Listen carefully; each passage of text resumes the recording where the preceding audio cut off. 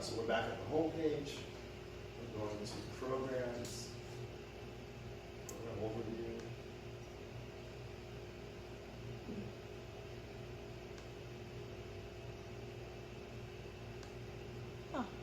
Oh, okay. Okay, so this is all our standing programs. We're going to scroll to stay on special art services. Click there. No, this is good. Some folks got here a little later, so they didn't see it.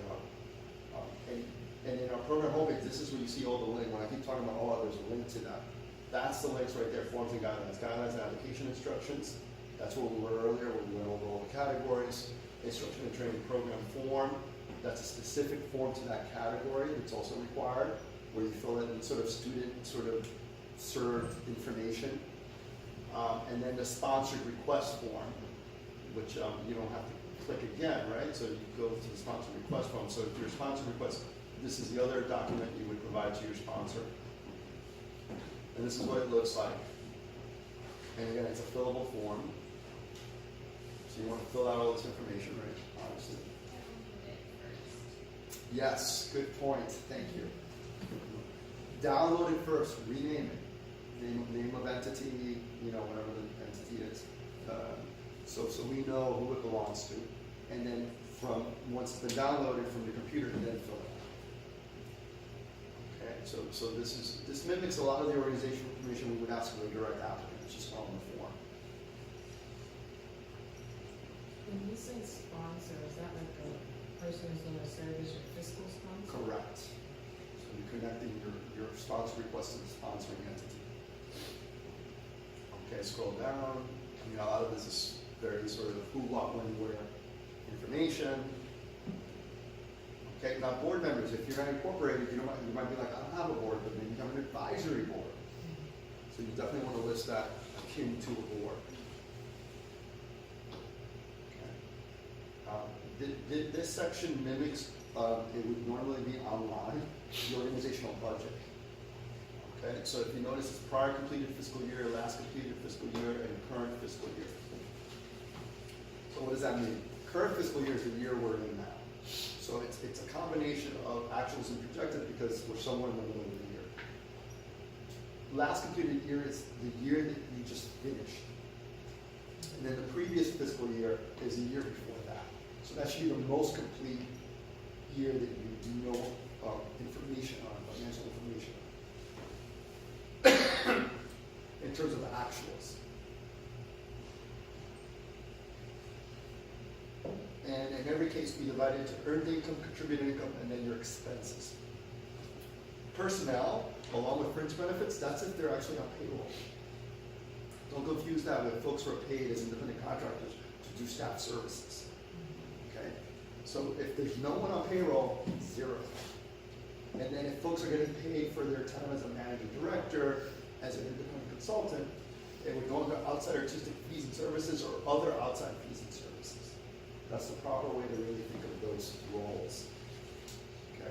So it's less of their function and more how they pay that determines where you list those expenses. I'm sorry, can you say that again?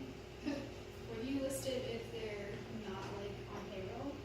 Outside artistic fees and services, Okay. other outside fees or services. Those are the two areas you can choose to list depending on what their role is most appropriately like. Okay, and that's where you would put any kind of consultants that are on board providing whatever services. Does the fiscal sponsor have to be 501c3? The fiscal sponsor has to be a qualified nonprofit organization that has already basically been pre-approved through Grants Gateway in terms of being pre-qualified at the time of the application. Grants, Gateway, yes. So again, if you're being sponsored, you don't deal with that. But as a direct applicant, before you can do business with the state of New York, we have this is a statewide protocol for any application for a grant from any agency in the state of New York. It's called the Grants Gateway Portal.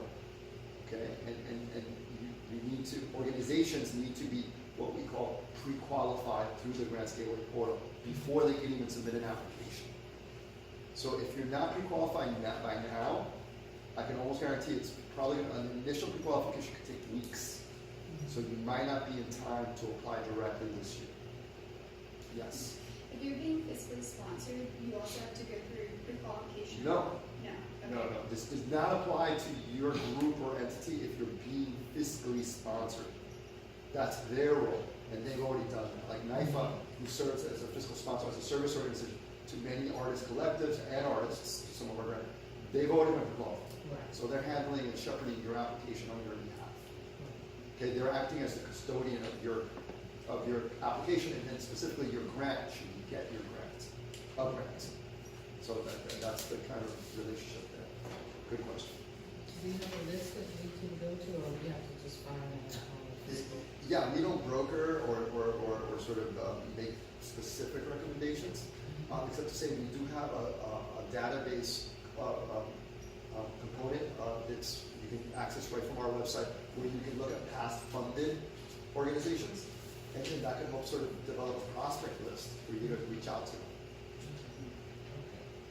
But I will say, part of the reason NIFA is hosting this meeting is because they're open to do that sort of fiscal sponsorship. Okay, That's a so service they are organization. fiscal, okay. So they do that as a service. Right. They're not the only ones, but they do it as a service. Question? Yes, I'm curious, if like sponsored by NIFA or whatever the entity? Nonprofit. Yeah, non-profit entity. Is it going to be applied through that non-profit entity, or the sponsored organization is going to apply individually? And what, do you understand what I mean? Okay, so yeah, if Like you're, for instance, NIFA has lots of fiscally sponsored groups. The NIFA is going to apply all of them together. okay, to right, this- okay, no, I get what you mean. No, each request is its own application. Okay. So it's not like NIFA has like a blanket request with like 10 different projects in it. They're creating an individual request for each one of those 10 projects. Each one of those 10 projects is being reviewed independently of each other Okay. for purposes of whether or not they'll receive funding. So individually apply. Individually apply, yeah, through your fiscal sponsor. Okay. So they're creating individual applications. All right. So as we scroll through, again, whether you're a sponsored request or a direct applicant, these are all data sets that you need to fill out. The difference is if your sponsored request is through the sponsor request form, if you're a direct applicant, you would fill it out on the actual Grants Gateway portal, where there's questions embedded in the actual online platform. And then now we get into, so that was general organizational information, including a budget. And now we get into the project support at hand, what you're asking the funds for. And this is what we call our sponsored, the project budget form. So this is for the funding year. Remember, we fund a year out. So this is your projection for what you're proposing, of which we fund some of, right? In 2020 at this point, right? So this cycle is for 2020. So this budget would contain all the projected income and expenses that you're articulating as part of this request for that activity that you're seeking funds for that's going to occur when? In 2020, from January to December of 2020. That's what you want to put in here, not previous year's income or expenses, and not potentially future year's incomes and expenses. The funding year you're requesting. And as it relates to the project, right? If it's general support, it would mimic an overall budget for the organization. But if it's project support, which I think most of you applying here in this room are going to be in project support, one of our 2 project support categories, it's as it relates to that proposed project. And here's where we need to see that there's at least, that you're not asking for more than 50% of the cost, and that you're articulating expenses that are at least 50% or more of the request amount, right? So what's the example? If you're asking for $25,000, okay, you need to show a total expense budget of $50,000 or more. That's fine, but or more. And then that's on the expense side, of which we're covering half of at least.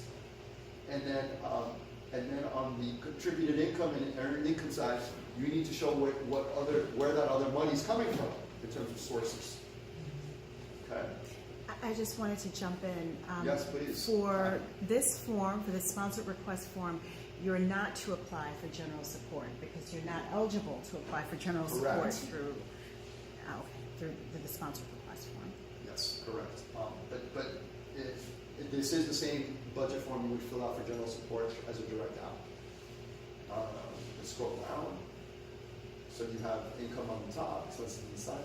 And the way you do a project, a projected project budget is you basically want it to balance out where you have enough expenses, more than the income, that the difference is your request amount. So you put it in, so what does that mean, right? If you're asking for $25,000 on a $50,000 total budget, you would put $50,000 in expenses, and then you would articulate where the $25,000 from other sources is coming from. And then that difference is the request amount that has it zero out and balance that project budget. Okay? Now, if it's less or more, you adjust accordingly. Yes, miss? So for the estimated amount, because you don't do full amounts, kind of based on the year, based on the resources that you have, do we have to have like a caveat if this funding is not completely provided? We don't prescribe that, but that is a good component to include in your response to the budget question. There's a budget-specific narrative question, and that's always good to speak and articulate a contingency plan should it be less than the full amount. And we'll get into that specifically since we're talking about this. So below the line item project budget is this project notes page. And it's up to 2,000 characters, and we also have our budget narrative question. And a lot of times we do get the question, what's the difference? It kind of seems you're asking the same thing. True, sort of. The difference is the budget notes is really a great way to, not even in full sentences, in bullets, articulate items you might have bundled above. For example, let's scroll up a little more. And you might have $10,000 in marketing and advertising.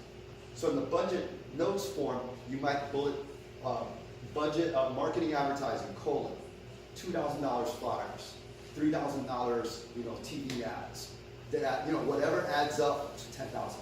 So it's a way of further informing how you derive to these numbers up above. So anything that you feel needs further explanation in summary form, not like an explanatory full sentences, quick reference form.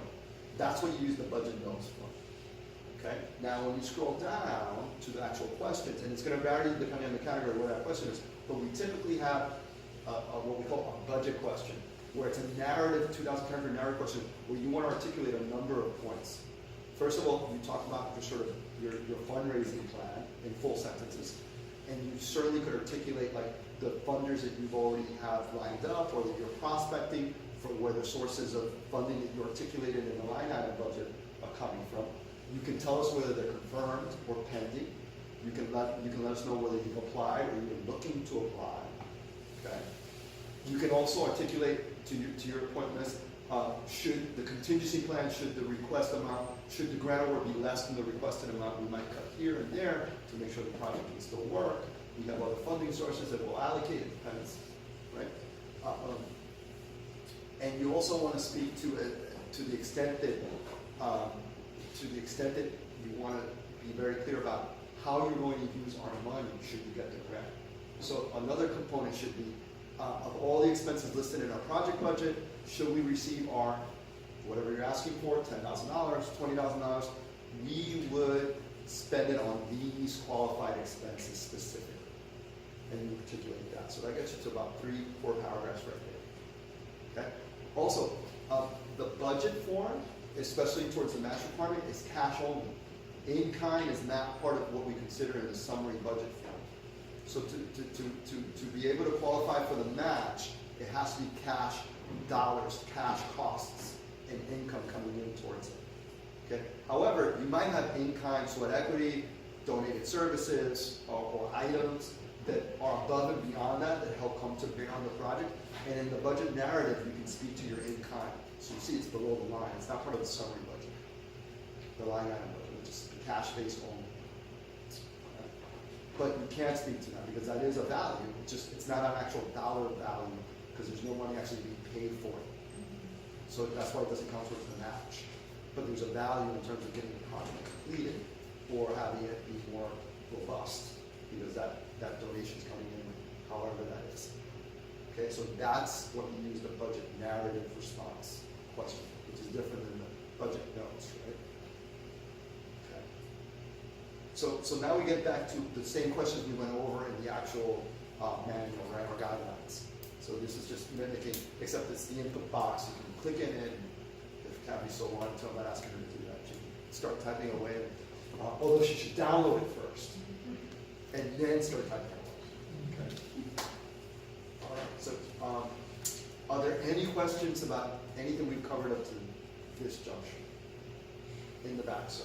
Yeah, you mentioned that in the, when you're pulling out the board list, that if you didn't have a board, you could sponsor your board members. Right, if you're not a corporation, you might have, a nonprofit, you might not have a board But you officially. might have advisors, and that would be useful information. Correct. You could have a board of directors, if you're not, if you are incorporated yourself, and also a board of advisors, and that does seem, now that you mentioned it, it's useful information, because if you're really making use of the board of advisors, they really are helping you, it's something that you want to say. We do have a board narrative question that's in different places depending on the category. And that's where you can certainly speak to the typically you would speak to the advisory board there. Because the board list is really about a board, Right. a voting board. Right. But in cases of sponsored requests, sometimes there is no voting board. So therefore, you can articulate the advisory and list out the advisory. But either way, you can certainly speak under governance, the governance question, that's the generic term, where you would talk about your board structure, including advisory boards. So that's where that would go. Good, but that's a good point. That's exactly where you want to speak to that. And that's under the overall managerial criteria. Okay. Any other questions? Everyone's going to have a perfect application. I love it. Since I got here, it's a little late, I apologize. No, that's fine. I was applying for another grant with LMCC. So, this particular grant, and when you say special services, I did read some of the information. So working with seniors, people who are maybe incarcerated.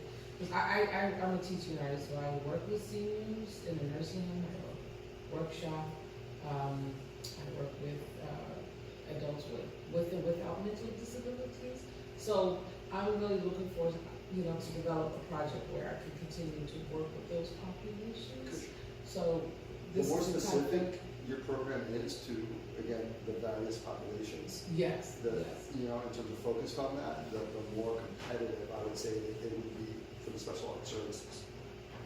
Because those two communities are defined communities that we seek to serve. Right. So, So it's just a thing of coming up with a particular program. yes. But But you want to have a track record, so if you haven't done it yet, we're not a first, you might have missed this part. We don't typically seed fund like a program that hasn't had a track record. So if it's something you're thinking of doing that you haven't done just yet, you want to establish at least a pilot year. So when you apply to us, you can speak to the pilot year that's already occurred as evidence of your ability to do that kind of program for those populations. Okay, so it might be, I don't know where you are, but, if you're thinking of doing something, that tends to not be a strong fit for us. And that's just in general. Yeah, but through my nonprofit over the years, since 2002 until about 2013 is when I stopped. We got funding through the city, we did programs, we were funded through DYCD. So there's definitely a track record. All right, so you would speak to the case, make to how that track record, the type of program you're proposing. Right, okay, that would be good. Yeah. Great. Sure. Fair enough. Yes, sir. Yeah, first of all, I gotta relate, obviously, traffic too. No worries, we're here. So I missed out on a lot, but, I'm an artist who does a variety of different things. I also do nursing homes, I do libraries, I do concerts, I do festivals. What I'd like to get sponsorship as an artist, to do more things in like the areas of, say for instance, the nursing. I just finished going today, and I had jobs on the books. I've had jobs for the past couple of years doing that. How would I go about sponsorship from that in that area? Well, we don't offer sponsorship. Well, when we talk about a sponsored request, Okay. is the way that you as a collective or an artist can apply to our agency to receive funds for the program. Your agency is in, New York State Council on the Arts, right? okay. So yeah, we don't provide sponsorships like booster sponsorship. Okay. So that's why you have to articulate, and these are pretty robust applications, as you might have gleaned. Yes. You have to lay out your plan, because if we give you a grant, it's in support of that articulated program Okay. that you've case made as part of our application. Okay, so it's not like we're buying sort of advertising or marketing space for you to continue to just do your work. You have to tell us how you're going to spend the money, where the money's coming from, and we do have a match requirement. So for example, if you're asking for the minimum is $5,000, you need to have a program that has $10,000 or more in expenses, because we wouldn't fund more than half the cost. And then you need to articulate where the other half, in that case, it's about half, which is the max, where the other half is coming from, the other sources. And the more realistic it is, it's true of anyone, the more realistic it is, and the more cogent your fundraising plan is, the more competitive you're going to be as an applicant. If it's pie in the sky, it's probably not going to fare well. Okay, this past year, just to give you some context, we had 100 requests come before us. 17 were from brand new applicants or entities or groups or organizations that had never applied to the SAS program before. And it just makes it's a very competitive field. So you want to really sort of, like I was saying at the top, intersect our priorities with your programming and case making as to how your program is a good fit given our special art services program for our artists. Okay, that's true across the board. So in that case, pretty substantial, even for the smaller requests, because everyone's competing. Whether you're a $50,000 organization or a $5 million organization or an individual artist, if you get sponsored to apply, you're competing with the same pool of applicants for the limited funding pot. I just wanted to put that out there.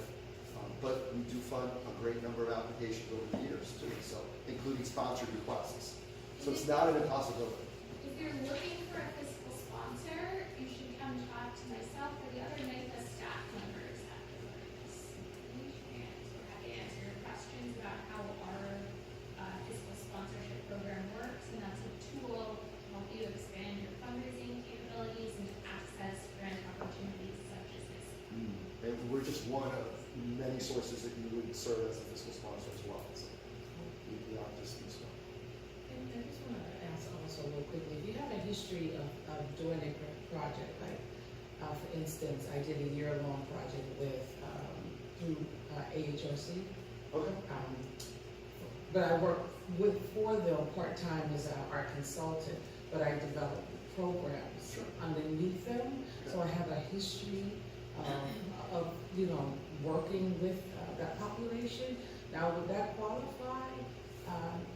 Now that I want to continue it? Sure, yeah, I mean, that's part of the reason we ask for resumes. I mean, that would be something, and again, it's articulated in different ways, but the key members of the project team, I mean, that's what we're looking for. We're looking for what's the depth of experience Right. that would give a panel confidence that this group, this entity can execute on what they're proposing they're going to do. Right. So that would just speak to that. That would be true of any of our applicants. Okay, great.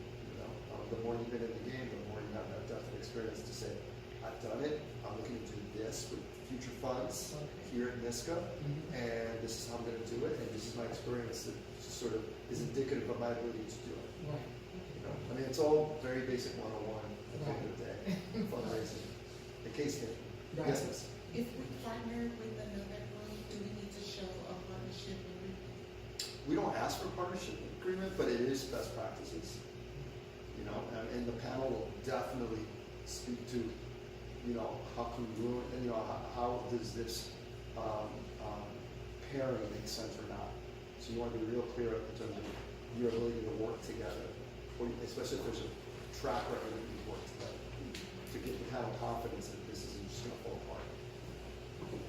What we want to avoid is that folks get together for the purposes of a grant, because they tend to not be successful, especially, we tend to fund over time, so we're looking to get behind projects and programs that are gonna have some sustainability to it. Okay, so we're not first funder in, but we're a long-term funder. And so I guess I should have started with that, but I just never know. It sounds like that. Yes, please. I'm curious as to what would qualify one to be invited into partnership with this? Usually, they're very well-known service type organizations that do the kind of work that we don't have the bandwidth to do in-house, and that's when we tend to reach out and have conversations with those organizations about what we're looking to do with a partnership grant with them, and then they decide if they want to essentially create a sponsorship, not a sponsorship, a partnership application, and then it goes through the same process at that point. And in terms of length of time, speaking about bandwidth of that entity, what would be the qualifying timeframe that they have to be doing that in? So, 2 years? like any other grant, they're structured on the same 12-month timeline, and you're out. So their application this cycle for a partnership grant will be for activity happening between January and December of 2020. No, not the deadline or the year that the money would manifest, but the year of time in operation to be invited as But yeah, we don't have criteria for that, but typically, I mean, most organizations that we partner with have, easily both decades, usually well-established service organizations with track records in the realm of decades. So you That's just the current, like if we were to look up who's gotten those grants, which you can, through our database by the grant type, I can't think of anyone that's been in operation less than 10 years. So most of them have been much longer. How long has NIFA been in operation? 1971. Because the purpose of magazine is that if there are niche audiences that you're not necessarily addressing because they're not grass top, but they're grassroots, and that really need that kind of support, and so it would help them to that specific group to build capacity. Okay. You know, Well, so part of what we do over time is try to structure the TA out, technical assistant opportunities that do just that. So the point is that group in need would work with our partnering organization to get some of those services if we have it available. Okay, and then that's what I was saying earlier on, that we're working sort of in the SAS program to relaunch some TA opportunities with NIFA. So years past they were available, and for a number of years since, they just wasn't any TA being organized and then offered, and now we're looking to sort of get back to that. So that's not how it would work. That organization would seek it from whatever partners we happen to be working with that may offer a TA to gain. so you go to your sponsor for your training meals, and then they train you and bring you up to standard to get that. So Kind of. if you were going to be a service organization. Most of our applicants don't do a partnership grant at all. That's a very small part of our portfolio. Most of our applicants and grantees, they're getting project support and general support to do programs, arts and cultural programs. No, I understand that, but I've identified needs that are not being addressed in a very broad way, whether it's for, cases of, they might not have seen it as a strong component to their portfolio, or just because, because never approached before, but they are many grassroots organizations, niche, that are addressing niche needs that might need that partnership as opposed to an organization like NIFA who has. No, the partnership is not for them to get, the idea of the partnership grant is to work with organizations that can provide the capacity training and Okay. services. Right, because we only have 25 people on staff, so we can't do it directly. Okay. So that's, so I think that's. Okay, so we go to the training first, and if we qualify, we might be lucky. You might receive additional services, or you request additional services. Okay. But we're in the process of setting something up. Once it's set up, it's something that then we would promote. Okay, and you might be one of the folks that we would ask to I'd continue be to delighted. promote. So Madeline's here, so get her. And, Thank you. but again, we're looking really forward to rolling out something coming. Just because there are many things that are germane to different parts of the world that is not germane to American culture that you just might not have your hand on that could really grow capacity to those systems. So we'll see. We'll see. Again, our focus will be New York State and New York State organizations and local, but yeah, that's fine. Yeah, that's pretty good. Definitely. And we are a community-focused program, a special art services program. No, I understand the context of these. Thank you. Understood. Any other questions? All right, well, I thank you all for your time. It's been a pleasure.